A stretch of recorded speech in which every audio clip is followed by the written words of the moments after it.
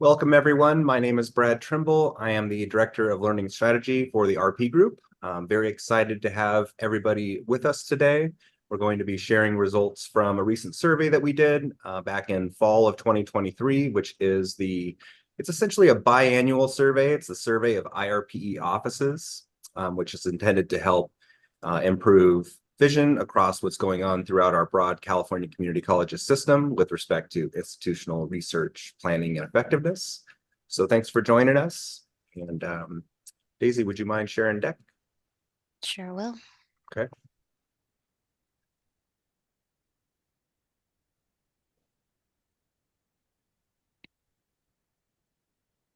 All right. Thank you very much. So I think we're ready for the next slide. So we're going to be covering 4 distinct sections today, in addition to a questions and discussion section at the end.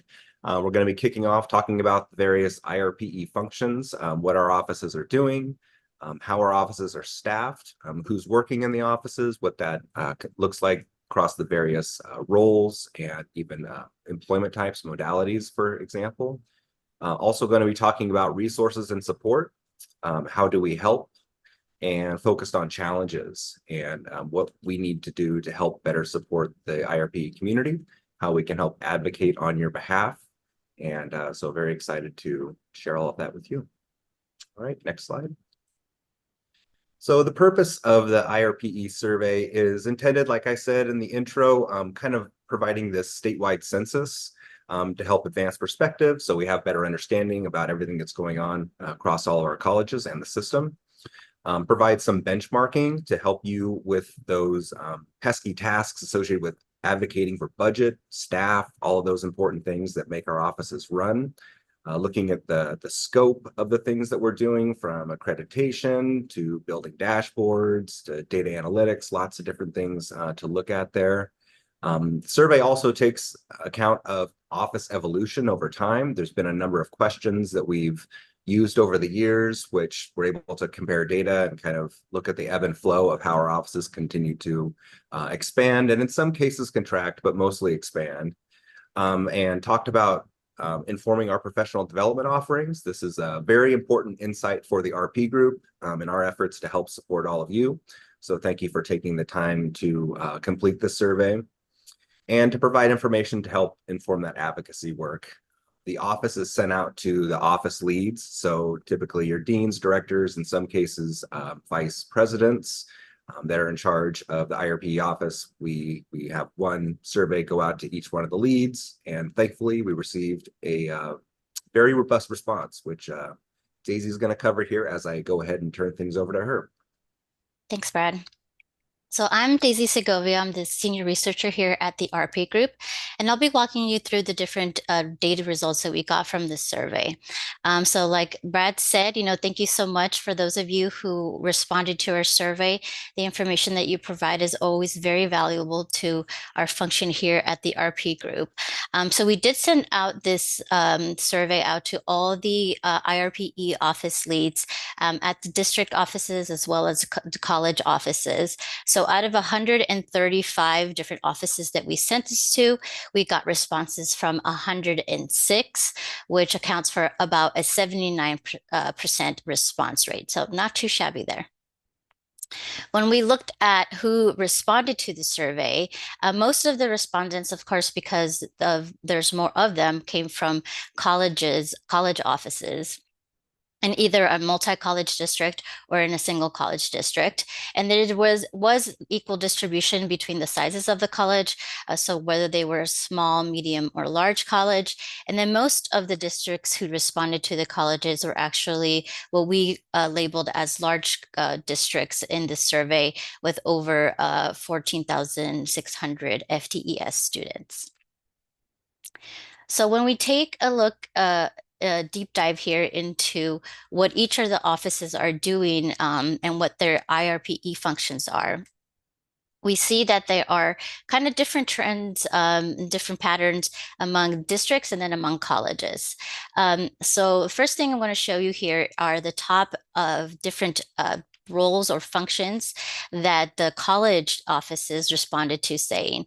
And I'm only going to list the top 5 here, but if you do look at the report, you see the whole listing of things that we offered at. But as far as for the colleges, number one kind of thing that they are involved in is planning. 82% of these offices are leading these types of efforts, while 18% are supporting these efforts. And then again, course research, it's the R in the RP.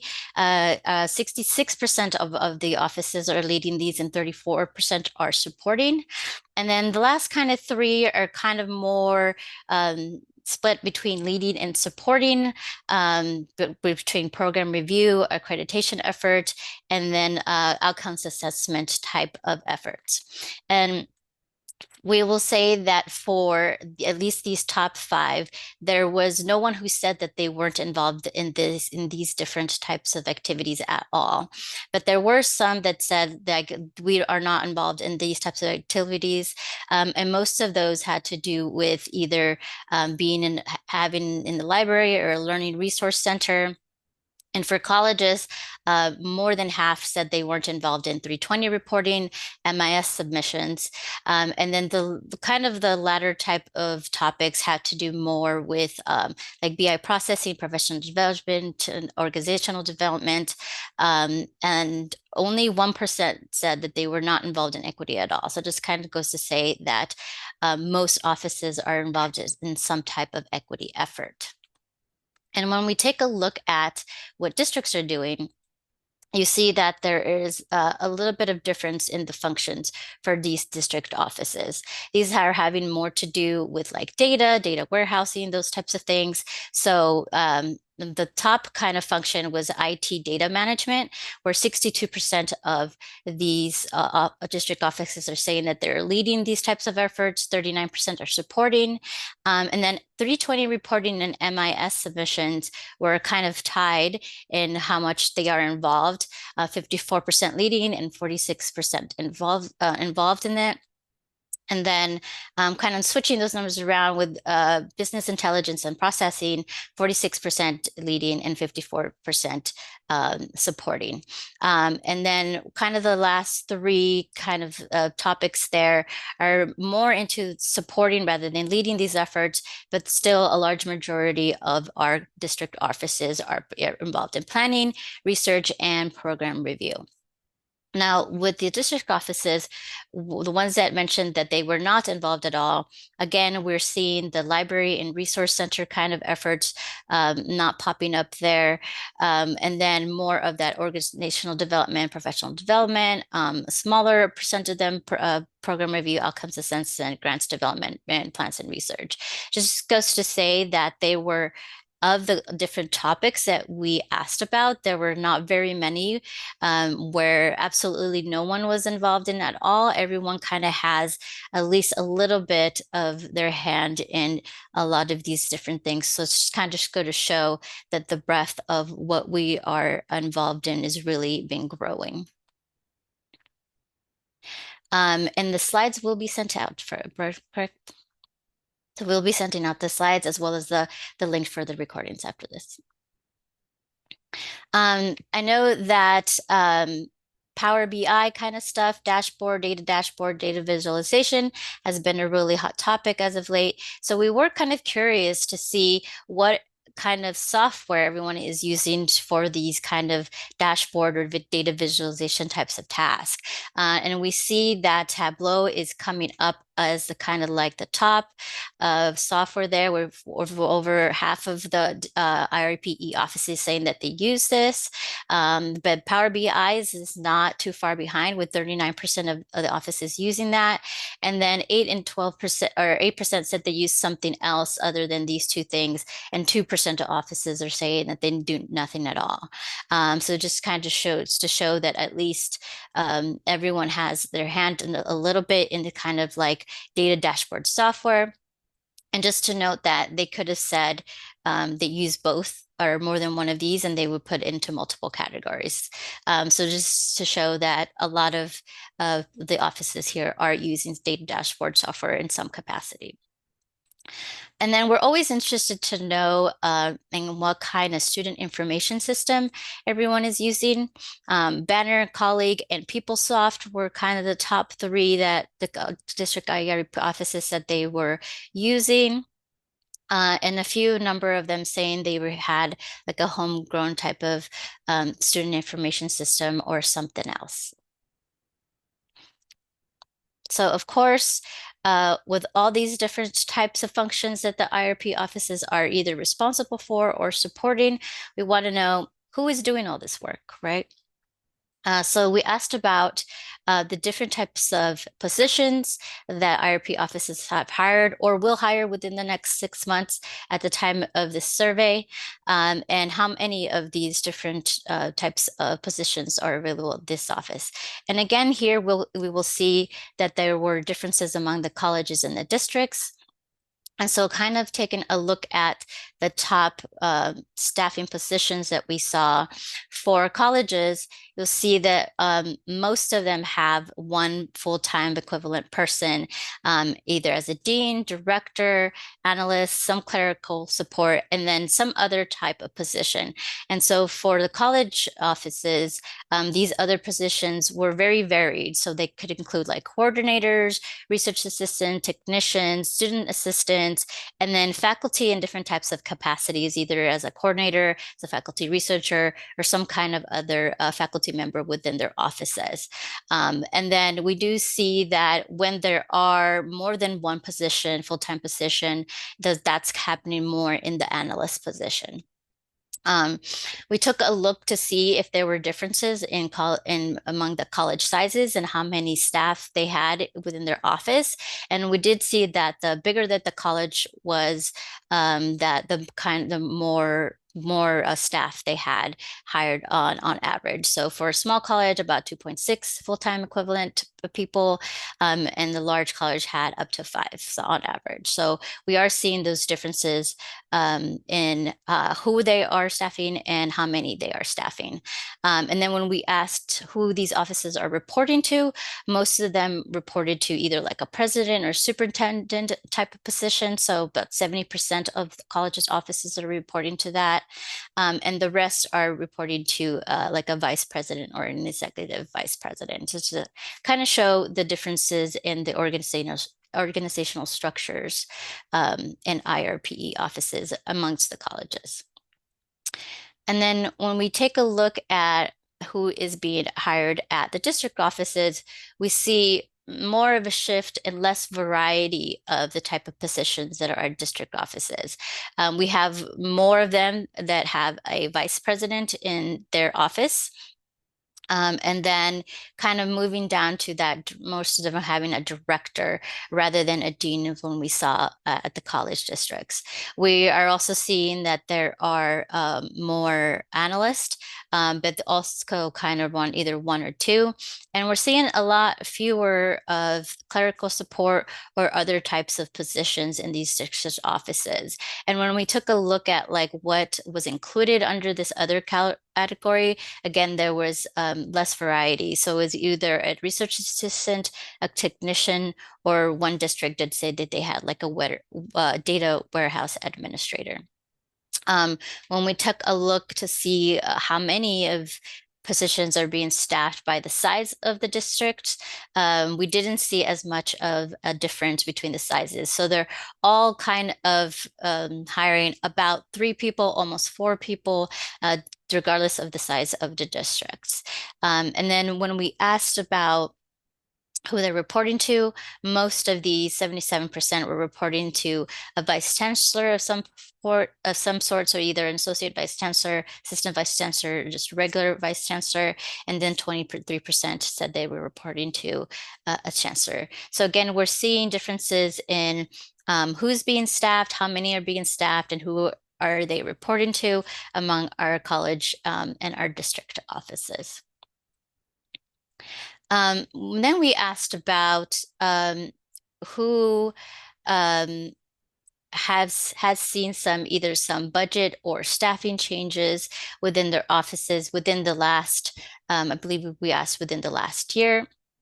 And for the most part, college's staffing and budgets have kind of remained the same, where about 3/4 of them reporting no change in either their budget or their staffing. But when you look at the district offices, still a majority of them are saying that they have no changes in their budget or their staffing, but they reported a larger of them reported increases in either their budget or their staffing. So it does seem that a larger proportion of those district offices are growing either in the number of people that are within their offices or in how much money they are being allocated to their office. And we're not seeing in either side that much of a decrease in either budget or staffing.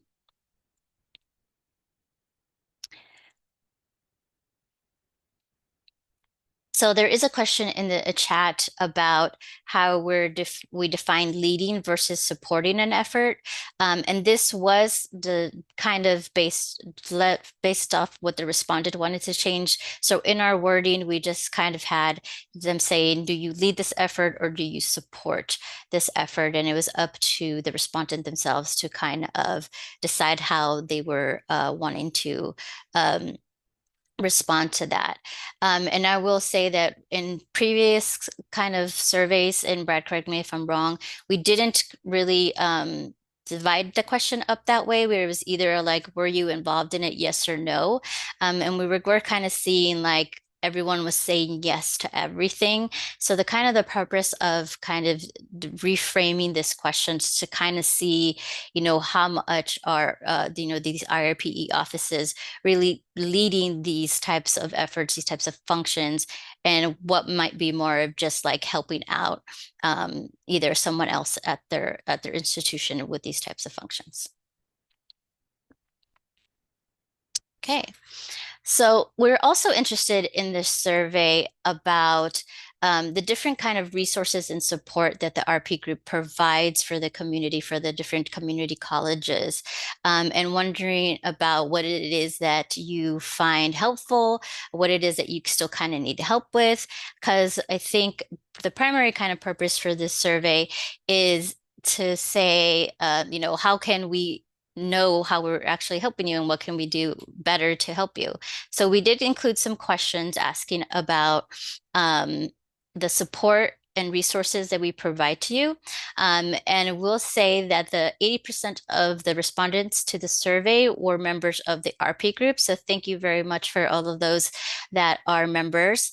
And when we asked about like, if you're not, how come? A lot of it had to do more with budget kind of reason. So either not having the budget to become an RP group member or kind of having like a lag of when their money was coming in and not being able to support. So that is good information for us so we can kind of help to see how we can increase our membership so we're able to help out more colleges and districts.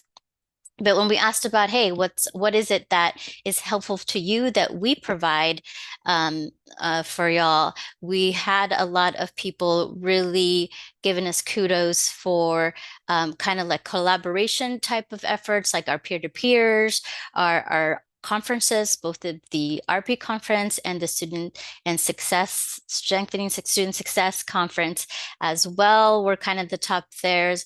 A lot of people saying that they really found the information that they got through the listserv pretty helpful.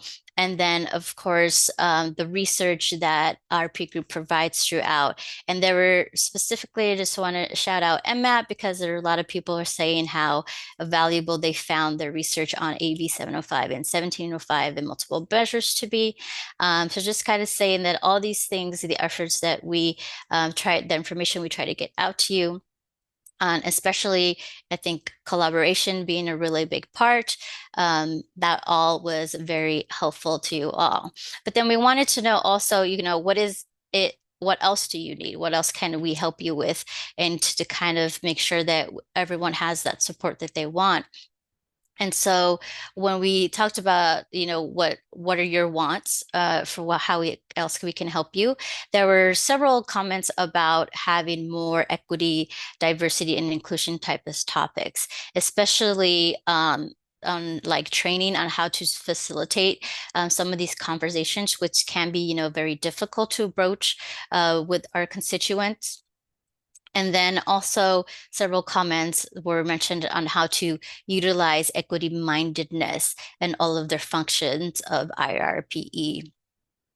So a lot of the comments on DEI, which we love to see that. Um, a lot of other comments are talking about how to build capacity within the growing demands of the IRPE offices. So as you saw from previously, we are either facilitating or supporting a lot of different types of things across our colleges and our districts. So and our, budgeting and our staffing has not really changed. So how is it that we can build capacity within our offices to keep up with these growing demands and with the staffing and the budgeting that seem to be kind of stagnant right now? Oops, forgot to do that one. We also had some comments about more information or help with statewide initiatives such as AB 1705, 705, Guided Pathways, Vision 2030, et cetera, et cetera. And then some comments on how to build your leadership and career and how to get that growing and developed. There was also comments about data governance. So we did see that a lot of the data governance, was kind of on the district side, but there were some comments about like, how do we kind of help with our data infrastructure or how do we manage our data, that sort of thing. And I think this is more of a topic that we don't touch upon as much as the other ones. So it's good to kind of see that that's something of interest. Again, everyone is touching upon some kind of data viz or data dashboard. So there were some requests for kind of more training and professional development on data viz and dashboards, including beautiful slides. Also, there were some comments talking about some technical assistance and more of like statistical type of training. So some things that were mentioned were like programming languages, like how to write in SQL or in R. There's also some comments about more training on MIS and 320 submissions. And then some more training on like research methods and statistical analyses. So a wide variety of topics that kind of, I think, touch upon all the different types of functions that IRP offices are involved in. But I wanted to just kind of highlight some comments that we said that were mentioned within these comments that said, we really need these kind of professional development training to be tailored depending upon our positions. So what a dean or a director might need might be different than the type of training of what like an analyst might need, might be different from the training with someone who's just providing like clerical support. So just thinking about how the different positions might be, experiencing these different things and what their different skills might be needing for training and support for those. So then last section that we talked about was talking about what challenges are IRPE facing. So we asked the survey respondents to list topics and content they would like the IRP, see kind of help with. And this is just to kind of see what are the IRP offices facing and are there similarities and things like that. So we can kind of, help each other out and we can also help you. Of course, we asked about if they face any challenges with that may be impeding them with providing high quality equity minded data. And overwhelmingly respondents said that they were facing challenges. And we did again see differences between what colleges and districts are facing as far as who said they were facing challenges and who they were not. So if you look at the graph that's on the right side, The overall bar is the first to the left. So about almost 60% of all IRP offices are saying that they're facing some sort of challenges with providing this equity-minded data. But most of that came from the college offices, where only 46% of district offices said they were facing challenges.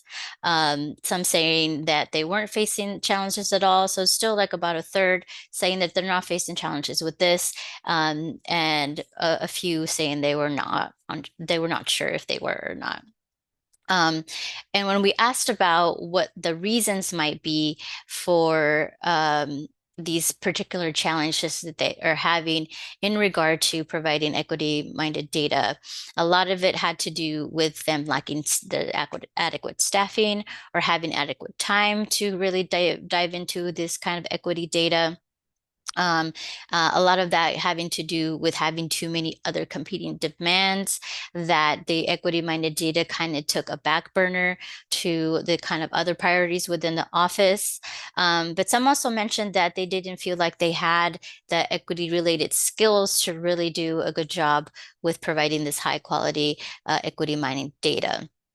And then others kind of mentioned that they kind of felt that their data that they had in relation to equity was kind of suboptimal and lacked kind of data quality or integrity, or they had a lot of issues with like small sample sizes that it was making them difficult to actually do robust analyses in with an equity-minded kind of lens.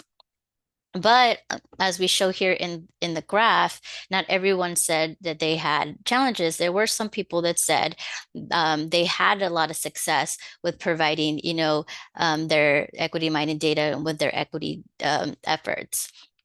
So when we ask these institutions, like, if you've had success with, your equity efforts, why is it that you're having success? And they attribute their success to several different types of things. One of the things that kind of really came out on top was that they had strong relationships and a good reputation across their institutions that gave people, the credibility to actually go out and do this work. They also mentioned that they had a lot of strong collaborations with different people across their campuses or and within the community that helped them do this type of work. Um, Being well staffed and well resourced, of course, is also very helpful. That doesn't hurt. But one of the key things that really came out there is that these offices said that equity was really central to their mission. And this could either be within their office, so like their office mission in IRPE the equity was very central to it, or that their institution at large had a mission that was very central to equity. And so really having that mission to drive your efforts, I think, was helping them kind of prioritize this type of work. They also said that they had good access to data, equity data, and DEI dashboards to help them do this kind of work. And one of the other really key things is that they said they had really good support from their executive leadership to go out and do this type of work. So, kind of saying that we all are kind of in the same boat. We're all kind of wanting to do this work. We all have our hands in this type of work. So now it's kind of up to us as a whole to kind of think about how can we help each other, since we are kind of all having the same kind of challenges in providing this equity-minded data for our institutions. So I know I probably went through that a little bit too fast. So we do have some time, for either if you have some follow-up questions, so we can clarify with any of that, or just we were interested in seeing like what you all felt if you've either read the full report or from what I mentioned today about like what do you see in these data? What kind of caught your eye? Did this all kind of, surprise you, kind of what you expected? What is it that you came away from this?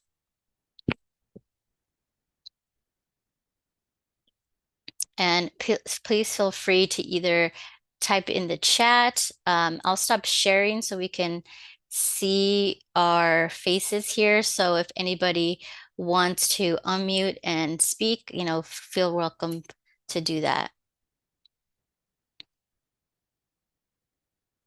Thank you for the feedback, Samantha. Yes, I'm sure that there's probably a few of you that are probably new to your position. And although this is very new to you, so any information that we can provide can be helpful.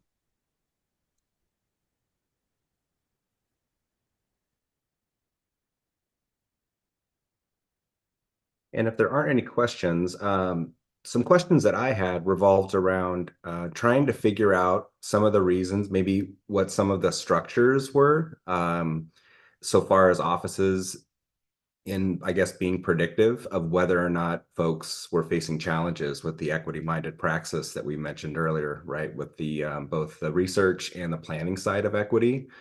And being that over 50% of institutions admitted having issues with that work, I thought it might be a fun activity to kind of have some polling questions here to kind of test our assumptions about maybe some of the structures that we think could be impeding this work.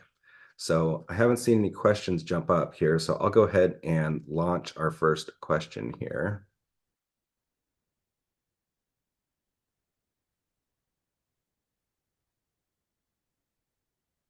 Okay, so thinking about responses and the institutions that are saying they face challenges, which data point was the greatest predictor of IRPE offices indicating that they were facing challenges in providing high quality, equity-minded data analysis and planning support?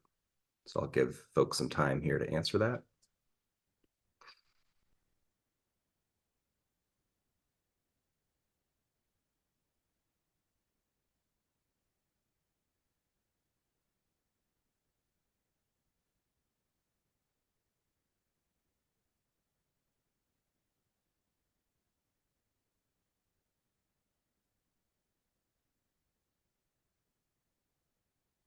All right, we're at about 50% participated. I'll hang on for just another minute or so. Okay,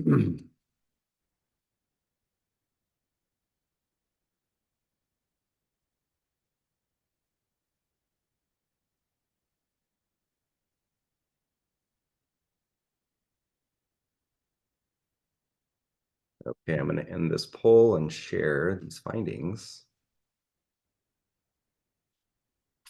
Okay, so we see that the most commonly, we assume that IRP office staffing decrease would have the greatest impact on that.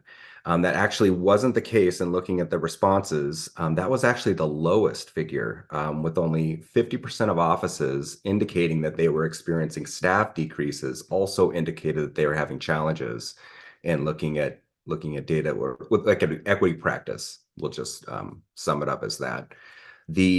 The most predictive characteristic here was the first one, the single college district with FTS count under 5,300. So 91% of institutions that were this said they're having challenges with their equity-minded praxis. So quite interesting that it appears those small institutions, single college district, probably potentially rural outlying areas, they seem to be having the most challenges with this. The second most cited was budget decrease. So 83% of those experiencing budget decrease, 83% of them were facing challenges with that work. Okay, any other questions here in the chat so far? I don't see them. We got Alex is raising his hand. Yeah, Oh. so just on that last point, I do wonder if that indicator is basically a proxy for staffing limitations, right? Like both cases, decreasing budget and having a small college in general. I believe the average size was at least a full FTE smaller for the small colleges than the medium, and 2 FTE smaller than the large colleges. So I do wonder if that's basically that's a proxy variable for just being strapped for analyst time. Yeah, I would think so. Yeah, you can't really have a staff decrease when there's only one of you. So. Right.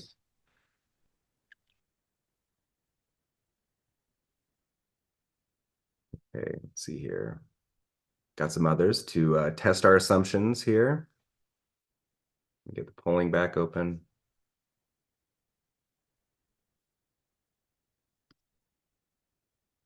All right, so next one is about institution type. So which IRPE office by institution type was least likely to report challenges in providing high quality equity-minded data analysis planning support? So this time it's the other way, least likely to be facing challenges.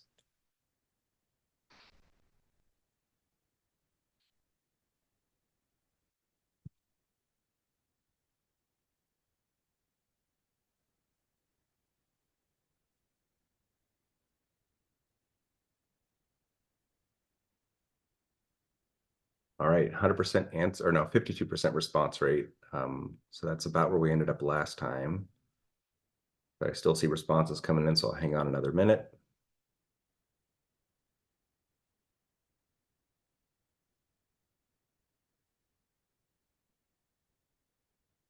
Okay, we appear to be topping out. And yes, the audience had the right answer here. So district IRP offices were least likely to report these challenges. 46% of them were reporting challenges with looking at data this way.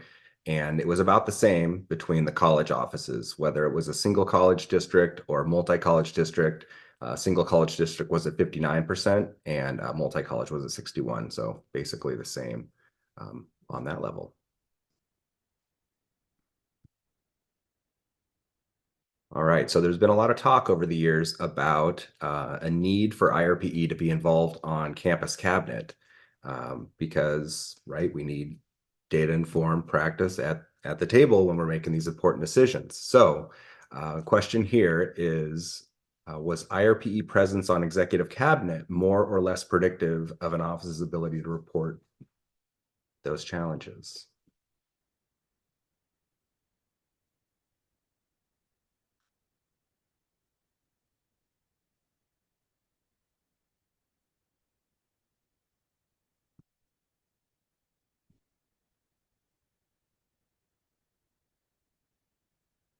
Okay, we're about at 60%.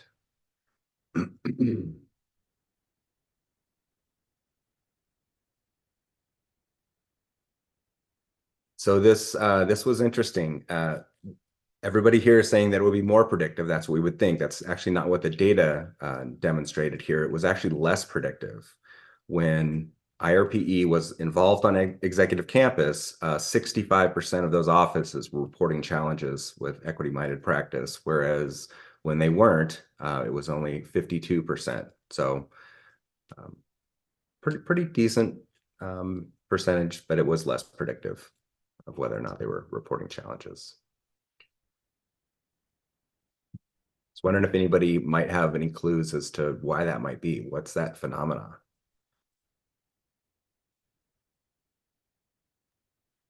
My bet again is college size. As I put in the chat, I have a theory there, just because when it's college is smaller, there's fewer bodies to be put into any committee, and therefore everyone wears multiple hats.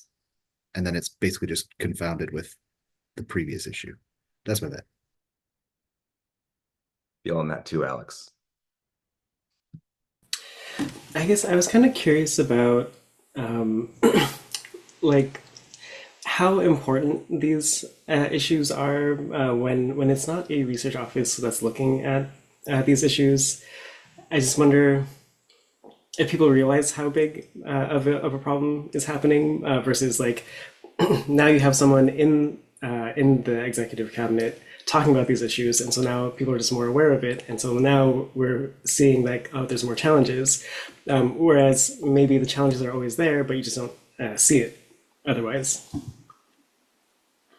Yep, good points. Very good points. Thank you. All right, so what about those data warehouses? What impact are data warehouses having on these challenges?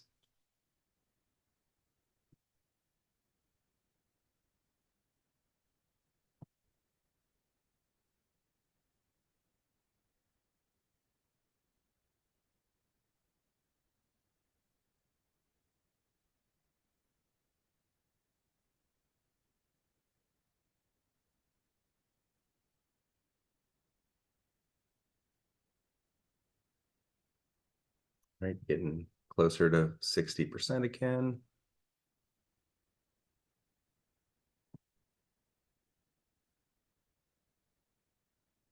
Okay, so the audience is correct with this one, that they were more predictive, right? And we would think that makes sense, right? If you've got more tools at your disposal, then it's more likely you're going to be able to get the work done that you're intending to do. So the results were that of institutions indicating that they had a data warehouse, only 54% were experiencing challenges with the equity praxis, whereas if they didn't, it was up to 73%. So yeah, not having those data warehouses in place is problematic for folks trying to do equity work.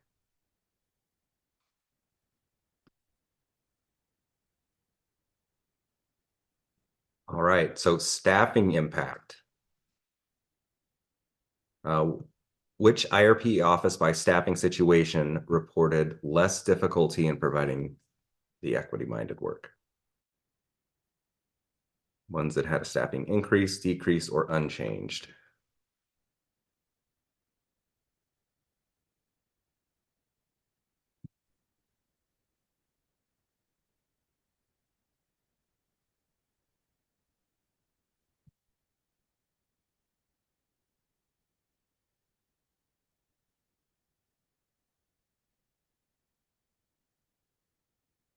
Okay, hovering about 50% participated. All right, we're climbing a little more now.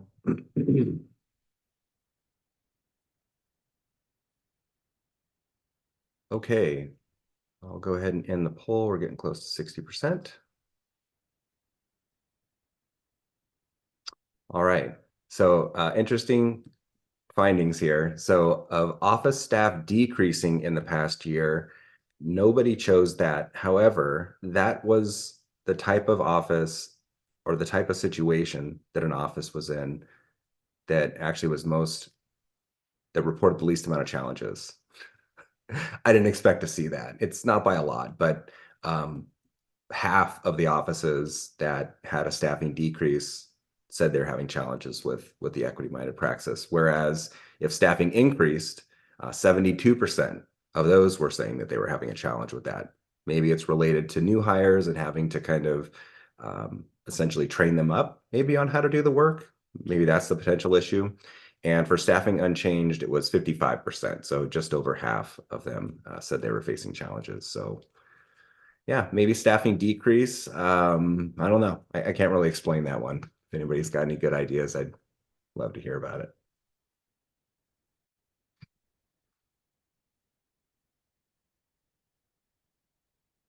I haven't been keeping up with the chat. So Daisy, I'm hoping if there's anything in there that you can alert me to it. Yeah, I think it's just comments that have already kind of been spoken out loud. Some Amanda said that, like new employees take a lot of time and focus to train, so losing the impacts of productivity as well. So that's maybe why having an increase, you have that challenge because you have additional work in having to train that person, right? Right. All right, this should be an interesting one for folks. Taking a look at employment modality. So it's the fact that, so do IRP offices only allow you to work on site? Are there limited remote options versus on-site employment or fully remote and on-site employment? So more flexibility in the employment structure. What was the impacts of that on the equity-minded praxis?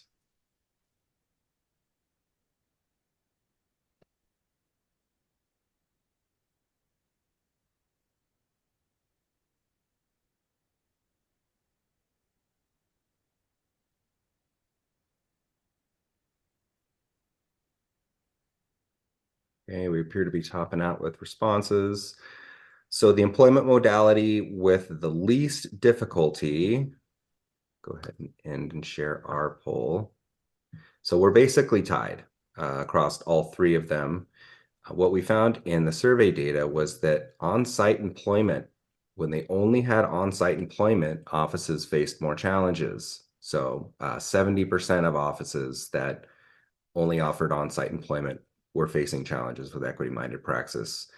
It was split equally, 54% for both the limited remote and on-site or the fully remote and on-site. But did find that interesting that I guess less flexibility in an employment modality could be having some sort of impact on that work. Could potentially relate to keeping folks around because you have more flexibility, things like that. I thought that was interesting. All right, and there is one more here. It's about budget. So trying to figure out whether those budget increases or decreases or unchanged budgets are creating challenges. So it's the last poll question that I have.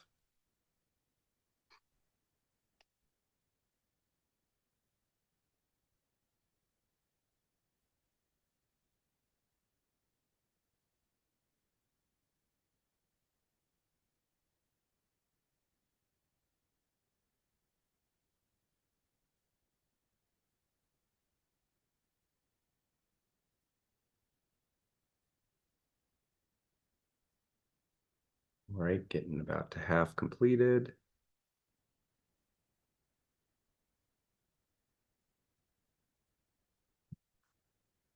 So yeah, here's the results. They are in line with what we found in the survey as well. 83% of offices facing a budget decrease also reported those issues related to the equity-minded praxis. So we're all in alignment there. The money matters, and adequately resourcing our offices clearly has an impact because we were only at, so for budget increases, 64% of those offices were saying they had challenges, and 55% of budget unchanged offices.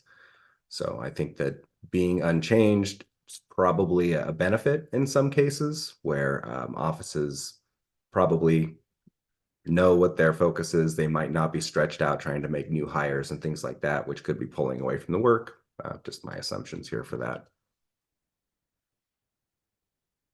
So anybody have any other thoughts about any of the data we've shared? Any ideas for great questions or framing for future studies? This survey continues to evolve based upon feedback from you all, so we're very grateful for that. Feel free to reach out to me directly if something comes to mind later after you're looking through the report. We'd love to incorporate your suggestions as much as possible. This is for you, of course. We want all of you to have the most, to benefit the most from these data. So thank you for your continued partnership and making this the best instrument it can be.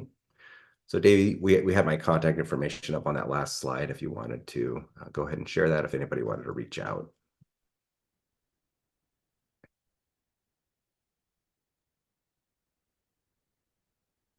And we had a question about if and how much do colleges train new employees? Yes, excellent suggestion. Thank you, Alex.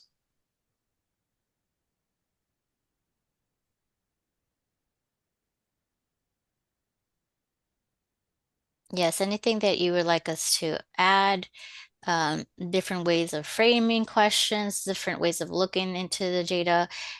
We are here at the RP, we don't always have that local campus kind of lens that, you guys have. So whatever is helpful to kind of take a look at the data or what questions we were asked will be helpful.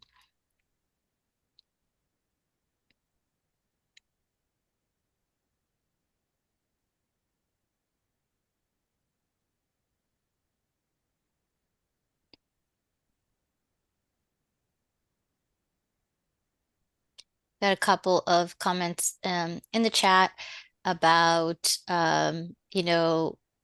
assessing IRP's office's involvement in their institution's evaluation of equity-centered practices, policies, etc., to kind of conceptualize some of these findings. Yeah, so maybe some of those campuses are saying they don't have challenges. Maybe they're removed or less aware of these kind of equity efforts, So very good point on that one. Someone else mentioned having how many institutions have a centralized versus a decentralized model. I was having a little difficulty interpreting that. I was wondering, Samantha, could you clarify what you mean by centralized versus decentralized? Is it Yeah, so one of the things that I'm just curious about is, for example, if you have a district with multiple colleges, are these are they kind of siloed in nature? Are they working together? Does the district oversee the colleges? So centralized kind of being, I guess, more of a collaborative team between the district and the colleges, and decentralized being more of these independent, sort of distinct offices between the district and the colleges, if that helps. yes? Yeah. Thank you. That is helpful.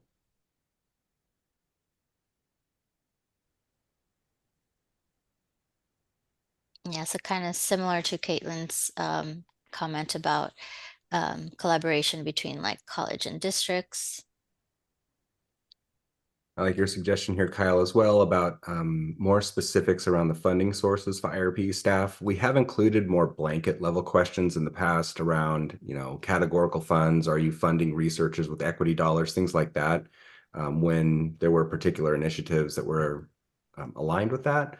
So we have asked those questions in the past, but I don't know that we've done it with a lot of specificity or maybe qualitative open-ended responses to something like that. So I think that would be a great suggestion. Oh, I like that question about perceptions of data literacy on campuses. Funny, we talked about that, Alex. I can't remember why we didn't end up including it, but it was a discussion that we've been having internally. So it sounds like some validation for next time.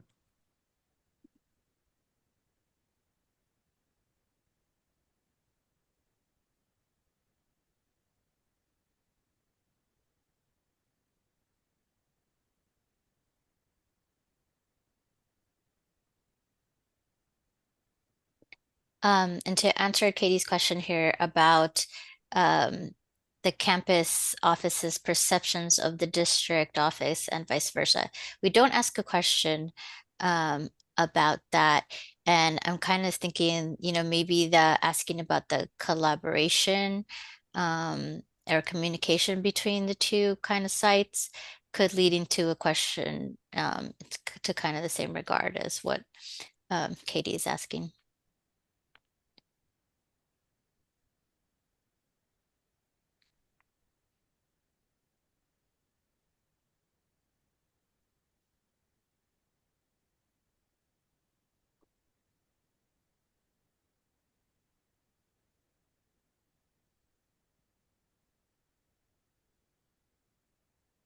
Okay, well, we appear to be kind of topping out here in the chat, so not hearing much else from the audience.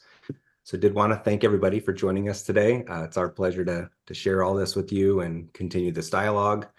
We've been doing this survey since back to 2005, so quite a long time. And it used to be a phone survey, so at least you don't have us calling you trying to do a phone survey anymore. We're improving every time. So thanks for your support, and we look forward to sharing results again in another couple years. Take care, everybody. Thank you, everyone.